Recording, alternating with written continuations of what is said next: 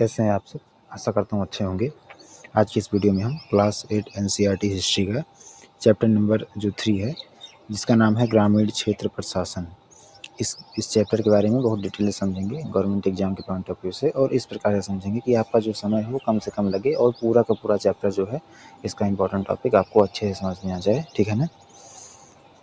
तो यह चैप्टर जो है बताता है अंग्रेजों ने भारत के ग्रामीण क्षेत्रों पर कैसे नियंत्रण किया था और किसानों की स्थिति पर इसका क्या प्रभाव पड़ा था उस समय। ठीक है ना? कंपनी की आय का जो मुख्य स्रोत था उस समय वो भूमि कर था। ठीक है ना? ईस्ट इंडिया कंपनी की जो आय थी उसका जो मुख्य स्रोत था वो भूमि से मिलने वाला कर था। ठीक है ना? जिसको लोग रेवेन्यू कहते थे।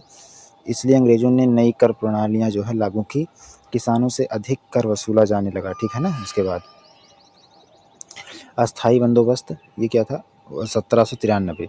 ये व्यवस्था क्या थी? ये जो व्यवस्था थी लॉर्ड कॉर्नवालिस ने मतलब शुरू की थी 1793 में। ठीक है ना?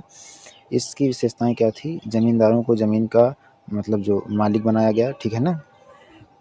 किसानों से कर जमींदार वसूलते थे।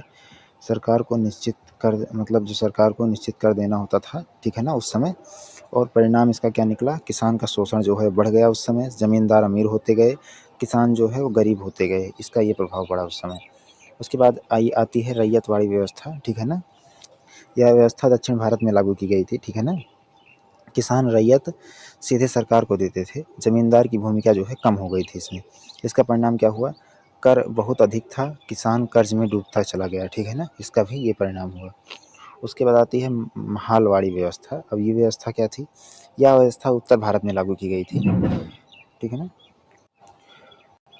पूरे गांव जो है महाल से कर वसूला जाता था। ठीक है ना? पूरे गांव से जो है कर वसूला जाता था। गांव के मुखिया जो है इसके जिम्मेदार होते थे, उन्हीं को मतलब इसका जिम्मेदार बनाया गया था। ठीक है ना? उसके बाद आती है नील की खेती। ठीक है ना? अंग्रेजों ने किसानों को नील की खेती करने के लिए जो है काफ़ी मजबूर किया था भारतीय किसानों को। नील से नीला रंग जो है उस समय बनाया जाता था। यह यूरोप में बहुत महंगा बिकता था। ठीक है ना? और नील विद्रोह, अब ये क्या होता है? किसानों ने अंग्रेजों के खिलाफ विद्रोह किया था। किसानों ने नील उगाने से जो है मना किया था। इस विद्रोह के जरिए अंग्रेजों के खिलाफ आंदोलन जो है शुरू हुआ था। इस विद्रोह ने अंग्रेजों को अपनी नीतियाँ बदलने पर बहुत मजबूर कर दिया था। ठीक है ना? उसके बाद आती है किसानों की स्थिति। अधिक कर के कारण गरीब होते गए उस समय किसान, कर्ज में फंस गए, अपनी ज़मीन को खोने लगे थे किसान। ठीक है ना? अब इस चैप्टर से जो बहुत इम्पोर्टेंट मतलब जो पॉइंट हैं उनको आपको नोट करना है। जैसे कि अंग्रेज़ों की जो आय थी उस समय उसका मुख्य स्रोत क्या था? भूमि से कर। अस्थाई बंदोबस्त 1993 में लागू हुआ था। नील की खेती ने किसानों को परेशान किया था। नील विद्रोह किसान का बड़ा आंदोलन था उस समय। ठीक है ना? अब जो बहुत महत्वपूर्ण शब्द हैं इस चैप्टर से, जो मतलब आपको की पॉइंट के रूप में याद करना है, मतलब इस शब्द से किसी चीज़ को रिलेट करना है। क्या है? जैसे अस्थाई बंदोबस्त हो गया, रैयत हो गया, महाल हो गया, नील हो गया, इन सब चीज़ों को आपको इस चैप्टर से जोड़ के रखना है और याद करना है। ठीक है ना? तो ऐसे ही मैं वीडियो आपको मतलब देता रहूँगा बना के, और धीरे-धीरे मैं क्लास 6 टू 12th जितनी एनसीईआरटी है सब कंप्लीट करा दूँगा काफ़ी अच्छे से, काफ़ी कम समय में। एक-एक चैप्टर का बस 5 से 6 मिनट लगेंगे, मैं आपको पूरा चैप्टर समझा दूँगा, बल्कि उससे भी कम समय लगते हैं, और एक-एक टॉपिक आपको अच्छे से समझ में आएगा, आप भूलेंगे नहीं।